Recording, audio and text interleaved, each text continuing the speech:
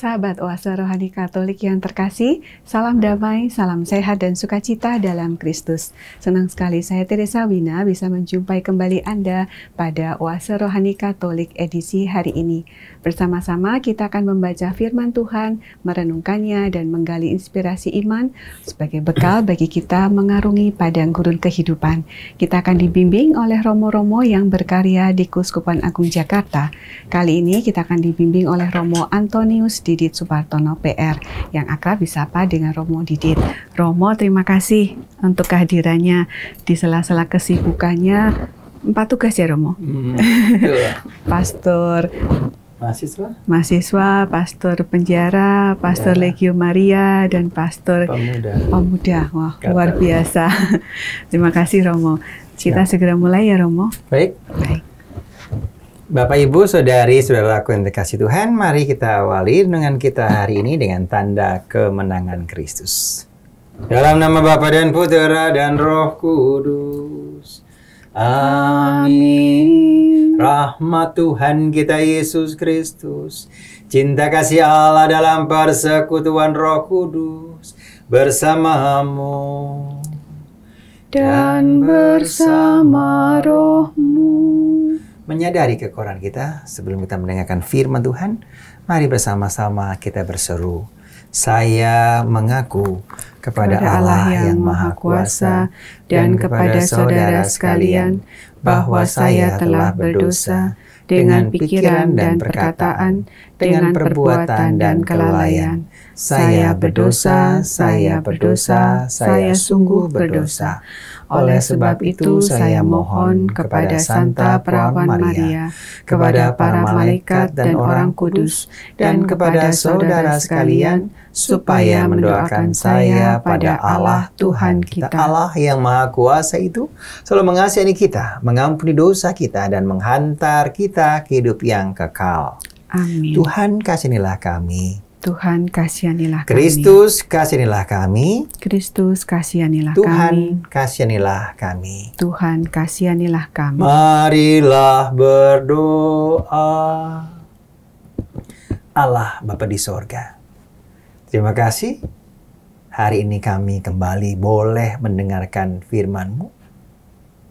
Hari Rabu tanggal 13 Maret 2024 ini, dalam masa Prapaskah ini, kami boleh merenungkan firman-Mu. Kau begitu baik pada kami. Kalau seorang ibu pernah melupakan anaknya, Engkau sekalipun tidak. Dan apa yang dilakukan oleh Yesus Putra-Mu bukan dilakukan sendiri, tapi berdasarkan kehendak-Mu. Oleh karena itu, ya Bapa, biarlah firman yang kami dengar akan kami laksanakan dalam kehidupan kami sehari-hari sepanjang hari ini. Semua ini kami panjatkan dengan perantaraan Tuhan kami Yesus Kristus yang hidup dan berkuasa kini dan sepanjang segala masa.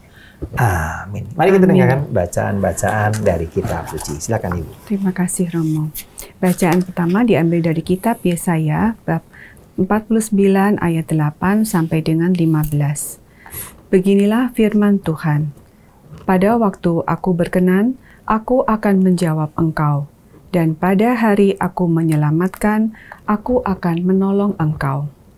Aku telah membentuk dan membuat engkau menjadi perjanjian bagi umat manusia untuk membangunkan bumi kembali dan untuk membagi-bagikan tanah pusaka yang sudah sunyi sepi, untuk mengatakan kepada orang-orang yang terkurung, keluarlah. Dan kepada orang-orang yang ada di dalam gelap, tampillah. Di sepanjang jalan, mereka seperti domba yang tidak pernah kekurangan rumput, dan di segala bukit gundul pun tersedia rumput bagi mereka. Mereka tidak menjadi lapar atau haus. Angin panas dan terik matahari tidak akan menimpa mereka, sebab penyayang mereka akan memimpin mereka dan akan menuntun mereka ke dekat sumber-sumber air. Aku akan membuat segala gunungku menjadi jalan, dan segala jalan rayaku akan kuratakan. Lihat, ada orang yang datang dari jauh, ada yang dari utara, dari barat, dan ada yang dari tanah Sinim. Bersorak-soraklah hai langit, Bersorak-soraklah hai bumi, dan bergembiralah dengan sorak-sorai hai gunung-gunung. Sebab Tuhan menghibur umat-Nya dan menyayangi orang-orangnya yang tertindas. Sion berkata, Tuhan telah meninggalkan aku, dan Tuhanku telah melupakan aku. Dapatkah seorang perempuan melupakan bayinya sehingga ia tidak menyayangi anak dari kandungannya? Sekalipun dia melupakannya, aku tidak akan melupakan engkau. Demikianlah sabda Tuhan. Syukur kepada Allah. Kita tanggapi dengan Mazmur tanggapan, Tuhan itu pengasih dan penyayang. Tuhan itu pengasih dan penyayang. Tuhan itu pengasih dan penyayang, panjang sabar dan besar kasih setianya. Tuhan itu baik kepada semua orang dan penuh rahmat terhadap segala yang dijadikannya. Tuhan itu pengasih dan penyayang. Tuhan itu setia dalam segala perkataannya dan penuh kasih setia dalam segala perbuatannya. Tuhan itu penopang bagi semua orang yang jatuh dan penegak bagi semua yang tertunduk. Tuhan itu pengasih dan penyayang. Tuhan itu adil dalam segala jalannya dan penuh kasih setia dalam segala perbuatannya. Tuhan dekat pada setiap orang yang berseru kepadanya, pada setiap orang yang berseru kepadanya dalam kesetiaan. Tuhan itu pengasih dan penyayang. Terpujilah Kristus Tuhan, Raja mulia dan kekal. Terpujilah Kristus Tuhan, Raja mulia dan kekal. Akulah kebangkitan dan hidup, sabda Tuhan. Setiap orang yang percaya padaku akan hidup sekalipun ia sudah mati. Terpujilah Kristus Tuhan, Raja mulia dan kekal. Tuhan bersamamu Dan bersama rohmu. Inilah Injil Yesus Kristus menurut Santo Yohanes. Dimuliakanlah Tuhan. Yohanes 5 ayat 17 sampai 30. Sekali peristiwa, Yesus berkata kepada orang-orang Yahudi, Bapakku bekerja sampai sekarang, maka aku pun bekerja juga. Karena perkataanku itu, orang-orang Yahudi lebih berusaha lagi untuk membunuh Yesus.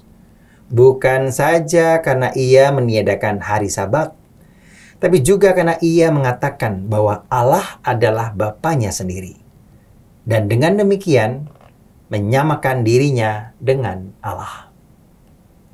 Maka Yesus menjawab mereka, Aku berkata kepadamu, sesungguhnya anak tidak dapat mengerjakan sesuatu dari dirinya sendiri, jikalau ia tidak melihat Bapa mengerjakannya.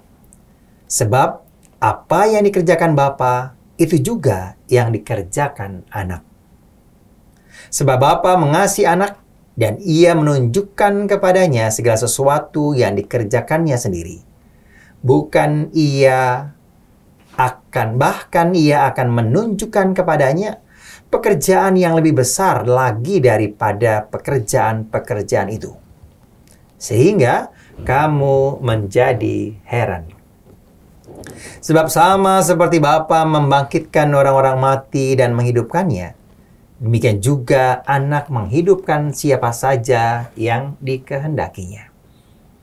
Bapa tidak menghakimi siapapun, melainkan telah menyerahkan penghakiman itu seluruhnya kepada anak, supaya orang menghormati anak sama seperti mereka menghormati Bapa. Barang siapa tidak menghormati anak, ia juga tidak menghormati Bapa yang mengutus dia. Aku berkata kepadamu, sungguh, barang siapa mendengar perkataanku dan percaya kepada dia yang mengutus aku, ia mempunyai hidup kekal dan tidak turut dihukum, sebab ia sudah pindah dari dalam maut ke dalam hidup.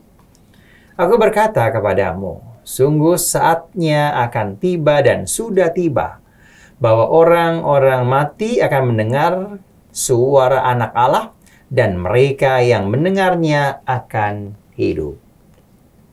Sebab sama seperti Bapa mempunyai hidup dalam dirinya sendiri, demikian juga diberikannya Anak mempunyai hidup dalam dirinya sendiri. Dan Bapa telah memberikan kuasa kepada Anak untuk menghakimi, karena ia adalah Anak manusia. Janganlah kamu heran akan hal itu, sebab saatnya akan tiba, bahwa semua orang yang di dalam kubur akan mendengar suara Anak, dan mereka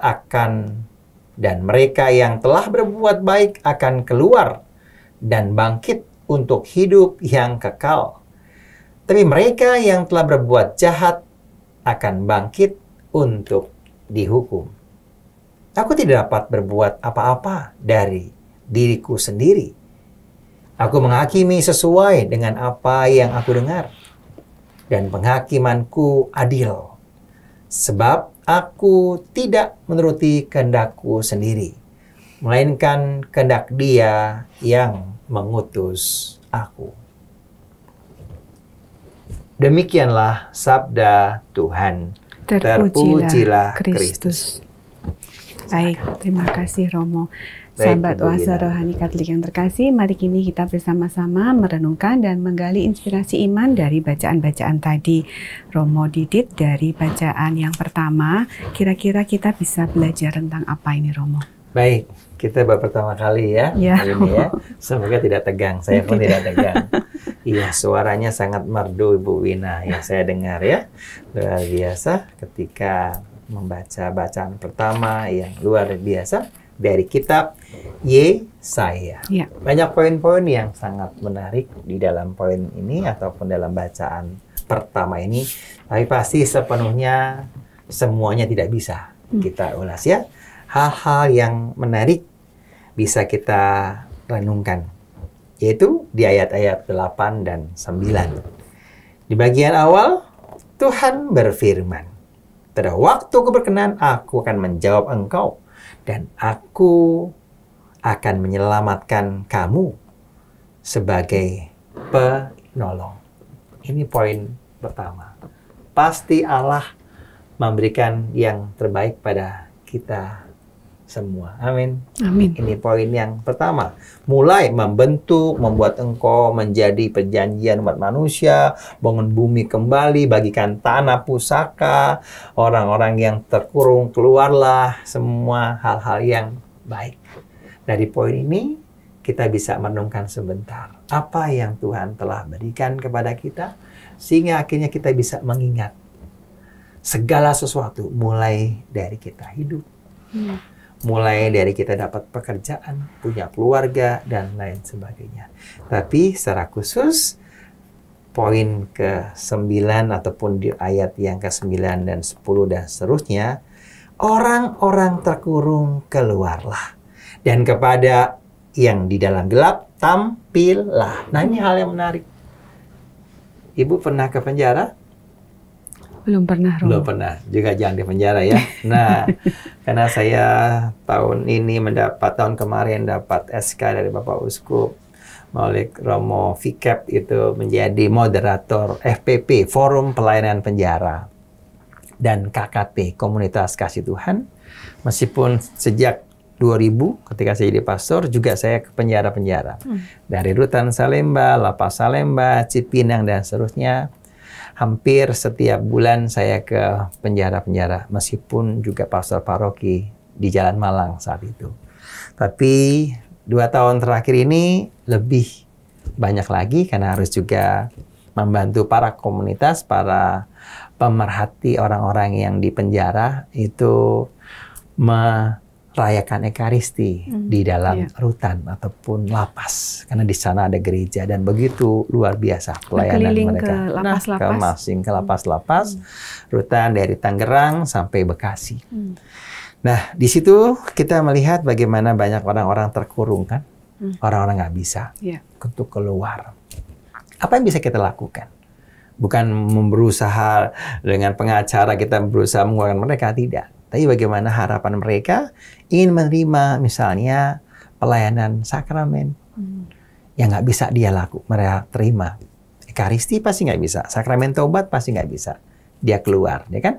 Maka kami para pastor yang bisa masuk ke dalam dan butuh sebuah perjanjian, sebuah diskusi dengan kepala lapas, dengan orang-orang tertentu dan juga komunitas-komunitas, juga paroki-paroki. Disitulah letaknya bagaimana firman Tuhan ini sungguh nyata yang dilakukan oleh para imam di Uskupan Agung Jakarta. Yang terkurung, keluarlah dengan iman, harapan, sehingga ketika mereka de facto akan keluar dari penjara itu, dari rutan itu, dia sudah terpuaskan untuk pelayanan firman yang selama ini mereka rindukan. Baru saja tanggal berapa kemarin itu, tanggal 3 Maret. Saya diminta di rutan KPK di Kelapa Gading. Seorang Roy, kita pasti kenal semua ya. Pengacaranya Gubernur Papua yang meninggal dan akhirnya dia ditempatkan di rutan KPK di sana. Sudah hampir 300 hari dia di sana. Akhirnya bisa menerima Ekaristi yang dia rindukan. Dan itu disampaikan ke kami semua. Dan kebetulan ada pelayan-pelayan dari Paroki Kelapa Gading yang membantu. Meskipun hanya untuk 3 orang saya misa. Umatnya atau panitia ataupun mereka mengajak saya ada 7 orang. Lebih banyak dari luar daripada warga binaannya. Tapi itulah yang harus kita lakukan.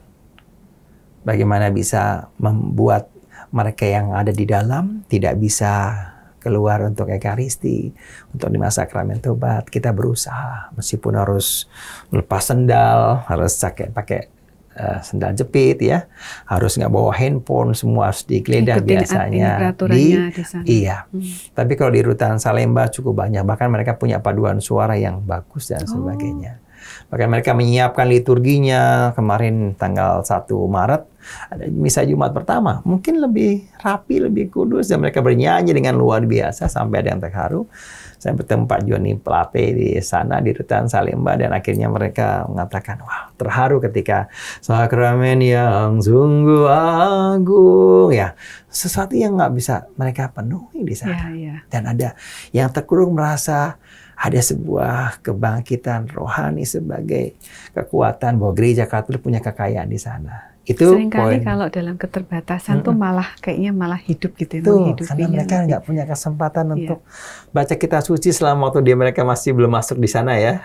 Sekarang ketika sudah ada di sana, mau tidak mau mereka harus baca kitab suci sampai habis pagi itu dia doa pembukaan, siang Ekaristi, sorenya masih jalan salib di Jumat pertama. Luar biasa. Dan mereka masih rosario dan seterusnya setiap hari pasti di rutan di tempat mereka tinggal. Lalu yang gelap tampillah. Nah ini kira-kira Ibu, saya biasanya kan ditanya terus. Nah sekarang gantian nih hostnya yang saya tanya ya, boleh kan ya, boleh-boleh saja ya. Kalau dalam kegelapan itu orang sungguh tampil itu kan, apa perasaan yang pertama Ibu rasakan ketika kita tuh kayaknya sana kok gelap, sini gelap. Saya nggak bisa menyampaikan apa-apa. Tapi saya disuruh tampil. Nah, perasaan awal Ibu gimana? Kalau orang itu menyuruh, meminta Ibu, coba tampil dari suasana hatimu yang gelap, atau kanan kirinya itu tidak mendukung Ibu gitu ya, semuanya dalam kegelapan, Ibu akan omong apa? Ibu akan bicara apa? Singkat aja nih. Sederhana, Ibu ingin menyampaikan apa biasanya? Yang tergambar tadi adalah misalkan kalau dalam suatu panggung gitu Romo, tadi karena Romo bilang kegelapan, lalu kemudian disuruh tampil, itu seolah-olah kalau tadi saya gambarkan tuh kita di panggung, lalu tiba-tiba harus berdiri di tengah, monolog gitu, lalu ada lampu yang menyoroti ke dia, karena semua harus melihat ke dia gitu kan. Pastinya kayak seolah-olah kayak pasti merasa yang pertama adalah semua mata tertuju kepada dia. Betul. Dan itu pasti mungkin kalau mungkin orangnya tidak terbiasa atau mungkin apalagi kalau tadi Romo bilang ada salah-salah dan ini itu jadi makin kayak dihakimi, mungkin terus wah pasti nanti ini orang-orang yang tidak terlihat itu mereka pasti banyak tuh yang mencaci atau ya dalam kebisuan mereka itu kayaknya banyak gitu yang dilontarkan yang negatif tentang si saya yang berdiri di tengah lampu itu. Kayaknya gitu Romo. Betul. Sesuatu yang tidak terduga pastikannya saya mau ngomong apa nih. Apalagi di tengah-tengah situasi yang tidak saya lihat. Namanya suatu gelap. Entah secara fisik, apalagi hati saya masih deg-degan, sesuatu menakutkan, semua mengarah kepada saya. Dan itu juga dalam kehidupan Ibu. Ketika kok nggak ada yang terang, nggak ada yang menarik. Kalau terang kan istilahnya, kalau dalam bacaan yang kita dengar, katakanlah sesuatu dalam terang meskipun di sekitar kita gelap. Jangan katakan dalam gelap. Apalagi sudah gelap, makin gelap. Tapi sesuatu yang gelap, kalau kita nyatakan dalam terang, itu pelan-pelan akan kelihatan. Betul ya? Tapi kalau ada sesuatu udah terang, kita katakan secara gelap, jelek atau istilah gelap nih sesuatu yang jelek ya. Maka yang tadinya terang ataupun sesuatu yang bersih dan lain sebagainya, ada sedikit aja yang gelap. Pasti juga nggak terang, akan kabur lama-lama malah nggak kelihatan. Karena gelap itu membuat akhirnya orang menjadi tidak bisa melihat apapun yang baik di sekitarnya. Dan itu memang tidak mudah. Apalagi ketika ada cercaan terus-menerus, kamu pokoknya jelek lah, kamu ngomong apa itu salah. Kan banyak orang seperti itu. Dan mungkin firman ini mau mengatakan itu, Bapak, Ibu, Saudari, Saudaraku yang terkasih. Sehingga kalau kalimat berikutnya kita mendengar, boleh Ibu bacakan di sepanjang, lanjutkan.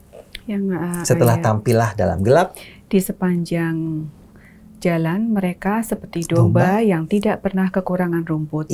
Dan di segala bukit gundul pun tersedia rumput bagi mereka. Stop sebelum ayat 10. Karena ini 8 dan 9 itu.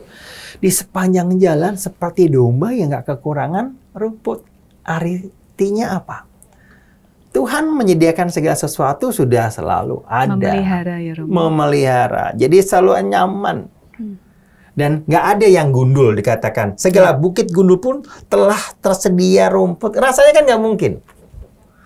Orang kalau di padang gundul, padang gurun, kok ada makanan, ada minum. Dan kita tahu kan bagaimana juga bangsa Israel dituntun di padang gurun. Tapi ada mana, tetap ada air. Kan rasanya nggak mungkin. Karena kuasa Allah. Juga apa poin yang bisa kita renungkan? Di tengah-tengah kesulitan, kegelapan hidup kita, Bapak Ibu. Allah pasti selalu hadir. Poinnya di sana. Dan selalu memberikan sebuah kesempatan kita untuk melihat dengan terang. Jangan terus-menerus hidupnya terlalu dalam gelap. Oh, saya nggak bisa buat ini. Saya nggak bisa mendidik anak. Saya belajar pasti susah. Gagal terus. Saya selalu pasti nggak diberkati karena saya begini. Perkawinan saya sudah kalah. Sudah gagal dan sebagainya. Saya pasti nggak bisa bangkit. Orang-orang yang selalu tidak punya harapan, selalu menyesali dirinya. Yang keluar itu terus negatif terus ya. Nanti kalau pulang jangan ini ya, jangan menyontek ya bilang ke anaknya. Ada anak-anak mungkin nggak tahu nyontek awalnya. Tapi ketika nyontek apa sih? Akhirnya dicari, oh begitu, ya benar juga ya. Jadi anak itu belajar. Kalau sesuatu yang negatif dikatakan, jangan pulang telat malam ya. Kalau seorang ayah menyampaikan kepada anak-anaknya, kenapa sih saya nggak boleh turun malam gitu ya. Malah akhirnya disengaja. Ya kan? Jangan nonton film yang itu ya. Di internet, tadinya anak itu nggak tahu film-film itu. Tapi ketika dikatakan oleh ayahnya. Malah jadi tahu. Malah tahu, film apa sih ayah? Aduh, cilaka 12 atau 13. Dan itu yang terjadi sekarang, saudara. Maka kalau sesuatu yang indah, katakanlah dengan indah. Jangan dibuat-buat. Apalagi ntar jadi ini loh, nanti salah loh, nanti ini dan sebagainya. Kenapa sih orang jadi gelisah, selalu menyatakan sesuatu yang jelek? Kenapa yang dikatakan itu sebuah doa dan akhirnya terjadi? Waduh, saya terlambat nih, pokoknya dan sebagainya. Padahal sebenarnya saya nggak terlambat. Maka dari itu, Bapak, Ibu, Saudari, saudara terkasih, sesuatu yang gelap, tampillah sekarang berani. Karena apa? Allah kasih jalan seperti domba yang nggak pernah kehilangan rumput. Tanah yang selalu bersih dan akhirnya selalu ada sumber air di sana. Itu ayat 8 dan 9. Nanti kalau saya tanya terus, sekarang Ibu kesempatan bertanya. Yang sudah disiapkan sama Ibu apa? Silakan.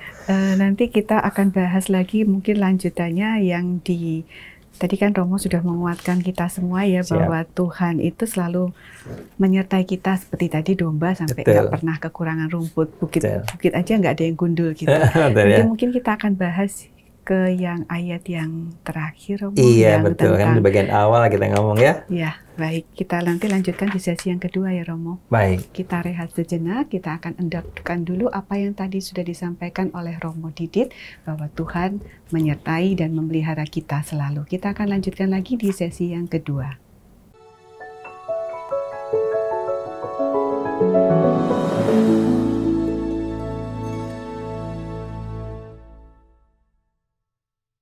Sahabat Oase Rohani Katolik yang terkasih, terima kasih Anda masih setia mengikuti Oase Rohani Katolik hari ini bersama dengan Romo Antonius Didit Supartono, PR, dan saya Teresa Wina. Bagi Anda yang ingin menyampaikan pesan ataupun mungkin ada permohonan doa, silakan dikirimkan ke email dan nomor WhatsApp yang ada di deskripsi. Sekarang kita akan lanjutkan lagi bincang-bincang kita. Romo, yang tadi di sesi yang pertama kan masih ada yang ketinggalan, Romo. Iya, kita belum 14 bahas dan 15 lagi. Ya. Ya, silakan Romo. Iya, sebelumnya teman-teman yang baru bergabung, tadi kita sudah mendengar bagaimana Allah selalu menyertai umatnya. Dia nggak pernah meninggalkan umat yang dicintainya, seperti seekor ataupun kawanan domba yang selalu tersedia rumput, gitu ya, di ayat-ayat awal 8 sampai 10 dan seterusnya. Tapi di ayat yang ke-14, 15 dalam Yesaya 49 8 sampai 15 sungguh sesuatu yang menarik. Sekalipun dikatakan tadi seorang perempuan melupakan bayinya sehingga tidak menyayangi anak dari kandungannya sendiri. Aku, kata Tuhan, tidak akan melupakan engkau. Dan itulah yang sungguh kita rasakan. Minimal, gak usah jauh-jauh. Sejak saya kecil, sakit-sakitan, Bu. 0 sampai 5 tahun. Dan itu sering saya ceritakan. Rasanya selalu menyusahkan mama dan papa saya. Karena saya sakit stip. Adik-adik saya nomor 2, nomor 3 bisa main hujan-hujanan, sementara saya harus pakai selimut atau pakai sweater warna oranye. Maka sampai sekarang saya suka warna oranye. Itu mungkin gara-garanya ya. Dan tidak normal seperti anak-anak lainnya. Makanan selalu dilolohin. Lalu itu harus dikunyah, lalu dimasukin, dipaksa. Nggak bisa makan sendiri. Tapi berkat Tuhan itu luar biasa. Pelan-pelan, umur 5 tahun, disuntik oleh dokter. Sama-sama yang sakit step. Kalau anak ini kuat, masih bisa lanjut. Kalau tidak, ya sudah. Kehendak yang lain. Dan Tuhan luar biasa. Mulai saat itu, saya memang sudah biru. Sudah akhirnya, mungkin sudah nggak ada di dunia gitu ya. Tapi mama saya tetap berdoa. Tuhan, ya sudah kalau mau diambil, ambillah. Tapi tunggu papamu. Le, jangan pergi dulu. Mama bilang begitu. Papa lagi cari es batu untuk setiap kali kompres kalau lagi saya lagi kejang ayan gitu ya. Ataupun lagi step gitu ya. Dan mungkin mujizat Tuhan di sana. Tuhan mendengar apa yang disampaikan ayah dan ibu saya. Setelah selesai, semua berlalu, dan akhirnya saya terbangun. Saya juga lupa, mungkin mati suri namanya itu ya. Minta bolpen, padahal nggak pernah minta bolpen, ataupun nulis dan sebagainya. Minta sekolah. Singkat cerita, cepat. Umur 5 tahun lebih, 6 tahun saya sekolah TK. Yang nggak naik-naik, 7 tahun akhir kelas 1. Cepat cerita, setelah umur 30, jadi ditabiskan imam. Dan itu sungguh kebaikan Tuhan yang tidak melupakan anaknya yang sudah nggak bisa kemampuan lagi. Pelan-pelan saya dibimbing, saya selalu lari, nggak mau masuk seminari, nggak mau lanjutin dan sebagainya. Kenapa? Sampai akhirnya di jelang tabisan imamat, teman-teman saya 8 orang, satu persatu mundur, tinggal saya sendirian. Dan itu juga, Tuhan, apakah Engkau pilih saya jadi seorang imam?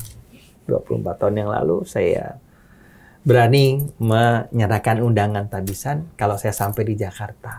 Padahal kan saya kan anak yang ringkih, sakit-sakitan.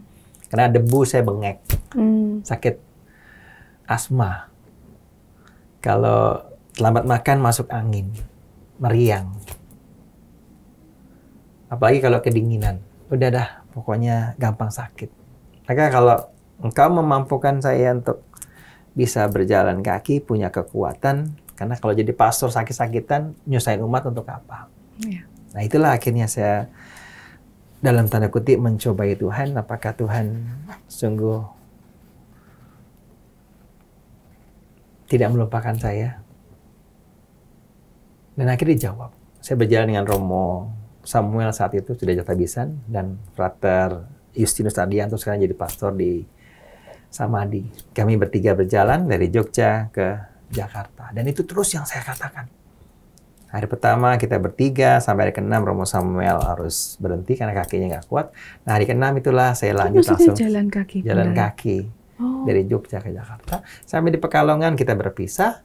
Dan akhirnya mulai dari Pekalongan, saya jalan sendirian sampai ke Tegal Cirebon, dan sampai memang harus jalan, Romo? Ya itu niat kaul saya. Karena saya kan sakit-sakitan. Saya punya kelemahan. Oke. Dan itulah saya dimampukan, aku nggak akan meninggalkan engkau. Engkau seperti orang yang tidak pernah menyia-nyiakan. Sampai Tuhan mengatakan, kalau seorang ibu melupakan bayinya, aku sama sekali nggak. Sampai seperti itu. Luar biasa. Jadi seringkali saya dikalahkan dari ketakutan-ketakutan saya. Kok saya nggak pinter seperti teman-teman frater lainnya? Kok saya nggak punya kekuatan untuk bisa sehat seperti yang lain? Kok saya selalu asma terus-menerus? Jadi kalau saya terlambat minum obat gitu ya, pasti kena debu sedikit, bersih-bersih gitu. Gitu ya. Tapi puji Tuhan, haleluya, dan luar biasa. Dalam perjalanan itu, saya jangankan karena debu. Udah setiap kali makanan kan. Kalau terlambat makan, jangankan makan. Kalau dikasih makan, ya saya makan di jalanan, pasti terlambat. Istirahat juga setengah-setengah. Tapi istilah saya bisa belajar, Tuhan begitu ada selalu. Orang minta bergantung makan. Pada Tuhan ya, Romo. Betul. Dikasih makan. Saya nggak bawa uang apa-apa. Bawa 50.000, tapi ya itu nggak saya pakai. Saya selalu minta dan dikasih sama Tuhan. Sampai selama jalan Jawa Barat, saya nangis di situ. Saya sampai di Jakarta. Mungkin sampai di situ aja ceritanya, nanti bisa panjang ya. Hanya saya mengatakan, Tuhan nggak akan melupakan kita. Kalau kita percaya dan mengandalkan Dia. Itulah yang mau saya katakan teman-teman di bacaan. Pertama, Allah nggak akan meninggalkan kamu. Karena kamu disayang. Sejak saya dikandung oleh ibu, engkau pasti diingatnya. Jadi janganlah kita melupakan Tuhan yang menyertai kita. Meskipun ibu melupakan kamu, ayahmu, teman-teman meninggalkan, aku enggak. Itu aja yang mungkin bisa saya sharingkan. Mungkin ada pertanyaan singkat lagi soal bacaan pertama sebelum saya melanjutkan ke bacaan Injil, Ibu Wina. Saya melihat ayat ini kalau dari sisi anak, mungkin kan kebanyakan banyak anak-anak yang hubungannya dengan orang tuanya tidak baik, mungkin waktu kecil mungkin mungkin cara mendidik yang salah, atau memang karena mungkin banyak hal, tapi bahwa ini semoga bisa menguatkan anak-anak itu ya, Romo ya, bahwa kalaupun orang tua kita itu tidak menjaga kita sebagaimana seharusnya, tapi Tuhan selalu menjaga kita ya, Romo. Ya, ini mungkin bisa kita tujukan kepada mereka yang lahir karena hasil perkosaan, hasil yang tidak dikendaki. Misalnya situasi 98, ada kerusuhan di sana, dan disampaikan ayahnya tidak tahu siapa. Dan akhirnya ibunya membuangnya. Dan sakit hati seorang anak itu pasti terus-menerus sampai hidupnya. Teman-teman yang terkasih, Tuhan itu nggak akan meninggalkan Anda. Maka lewat lahim seorang ibu yang memang melupakan dengan engkau. Gak usah punya harapan, tapi sungguh percayalah Tuhan ada di dalam dirimu. Berikan yang terbaik. Jangan lagi kau sia-siakan ketika Anda punya anak. Jangan lakukan lagi kepada anak-anak lain. Mungkin itu adalah rencana Tuhan. Anda lahir mengalami seperti itu. Saya pun banyak didatangi oleh mereka-mereka yang putus asa. Tapi akhirnya dengan rutinitas, dengan ketekunan, dengan hal-hal yang diberikan oleh Tuhan, kemampuan entah dalam studi, entah dalam olahraga dan sebagainya, akhirnya orang ini sudah pelan-pelan melupakan orang-orang yang meninggalkan. Karena apa? Allah hadir dalam dirinya. Sehingga ia berprestasi anak-anak yang akhirnya melupakan. Sehingga banyak orang tua juga akhirnya, saya nggak mau anak saya nanti itu ditinggalkan, nggak pernah disekolahin. Banyak orang-orang tua yang akhirnya punya niat, jangan sampai dia mengalami, anaknya mengalami seperti yang dia alami. Ayah saya juga nggak pernah dibiayai sama ayahnya, sama mbah saya. Tapi dia berjanji akhirnya dia melakukan sesuatu, jangan sampai anak-anaknya itu nggak disekolahkan. Dan dia berjuang dan Tuhan kasih yang terbaik. Maka biarpun orang tua kita tidak melakukan yang terbaik, teman-teman, anak-anak yang terkasih, berikanlah terbaik karena Tuhan hadir dalam diri Anda. Itu saja. Amin. Kita harus tetap menjadi berkat ya Romo, karena Tuhan selalu memelihara. Baik, ngomong-ngomong kita masih punya waktu berapa menit ya, sehingga bisa kita lanjutkan yang ke sesi yang bacaan yang kedua. Iya, baik. Memang menarik kalau dalam bacaan pertama itu banyak hal atau poin-poin yang bisa kita renungkan. Tapi digongin ataupun sungguh menjadi sesuatu yang disempurnakan dalam bacaan Injil. Kenapa? Allah sampai sekarang bekerja dan aku melanjutkan. Itu yang dilakukan oleh Yesus. Bagaimana Allah menyiapkan rumput yang baik untuk anak-anaknya, untuk domba-dombanya, seperti juga diberikan tanah yang subur bagi umat Israel. Juga Yesus memberikan keselamatan kepada kita yang sudah bertahun-tahun ditinggalkan, dilupakan, dan Allah tidak lagi menjadi sesuatu yang utama, tapi dalam diri Yesus Allah hadir. Yang mati dibangkitkan, yang sakit disembuhkan, yang buta dimelekkan, dan seterusnya. Ada sebuah harapan dengan khotbah, dengan hal-hal yang luar biasa dalam diri Yesus. Meskipun di sekitar Yesus banyak orang-orang Farisi, ahli Taurat yang mau membunuhnya, yang tidak menerimanya. Oleh karena itu, bacaan Injil hari ini cukup panjang dalam Yohanes 5:17-30. Dan memang Injil Yohanes cukup sulit untuk kita renungkan bersama. Saya bacanya aja ada yang salah tadi ya. Kata orang, jadi harusnya semua orang dan sebagainya. Baca aja sulit, apa kita memahami. Tapi bukan berarti kita nggak bisa apa-apa, Ibu. Jadi ada satu poin yang mungkin kita bisa renungkan, sama seperti Bapa mempunyai hidup dalam dirinya, demikian juga diberikannya anak untuk mempunyai hidup dalam dirinya. Apa yang dilakukan oleh Yesus? Semata-mata mengikuti, mentaati apa yang diperintahkan Bapaknya.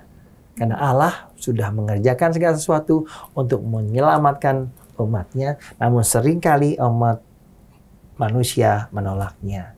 Bahkan Yesus mau wafat, menderita, dan masa prapaskah inilah yang menjadi kesempatan kita untuk mengikuti Yesus yang melaksanakan kehendak Bapa. Itu mungkin sebelum kita menutup, mungkin ada satu pertanyaan dari Ibu berkenaan dengan bacaan Injil. Tadi Romo menguatkan bahwa Allah lalu kemudian Yesus sekarang yang mendampingi kita. Lalu saya teringat ketika Yesus naik ke surga pun, lalu Yesus juga mengutus Roh Kudus ya Romo. Jadi yang sekarang jadi kita ini selalu ada yang mendampingi, ada yang memelihara kita ya Romo. Allah selalu menyertai. Setelah nanti Yesus wafat, akan ada roh penghibur yang akan menyertai kamu sampai akhir zaman. Roh itulah yang akan membisikkan kamu, membela kamu, dan sebagainya. Maka jangan takut lagi. Kenapa dikatakan dalam ayat 30, aku tidak dapat berbuat apa-apa dari diriku sendiri, aku menghakimi sesuai dengan apa yang aku dengar. Dan penghakimanku adil. Sebab apa? Aku tidak menuruti kehendakku sendiri, melainkan kehendak Dia yang mengutus aku. Semoga Anda juga taat kepada pimpinan Anda. Orang tua Anda seperti saya harus taat pada Bapak Uskup saya. Harus mengerjakan apa? Ya, Romo mendampingi mahasiswa. Siap. Berapa tahun pun, udah tahun ke-9 ini. Mendampingi mahasiswa. Oke. Legio Maria juga sudah hampir 7 tahun, 8 tahun. Sekarang ditambah mendampingi teman-teman warga binaan di penjara. Siap. Yang terakhir, pemuda Katolik harus berpolitik. Ya, saya tidak berpolitik, tapi mendampingi teman-teman yang berpolitik. Dan itu tidak mudah. Harus butuh hati dan juga pikiran yang jernih. Maka doakan kami, biar imam-imam kategorial, meskipun tidak di paroki, punya tugas juga yang sama. Ya. Untuk itu, mari. Sebelum kita menutup, kita akan panjatkan doa permohonan kita. Untuk bangsa dan negara, juga untuk mereka yang mungkin meninggalkan anak-anaknya, dan untuk kita sendiri yang mendengarkan firman ini. Marilah kita berdoa. Allah Bapa di sorga, terima kasih untuk pertemuan kami. Kami menyampaikan doa-doa kepadamu, dengarkanlah doa-doa kami. Silakan Ibu Wina. Bapa di surga, kami berterima kasih, kami bersyukur karena kami baru saja melewati pemilu yang telah berlangsung dengan damai.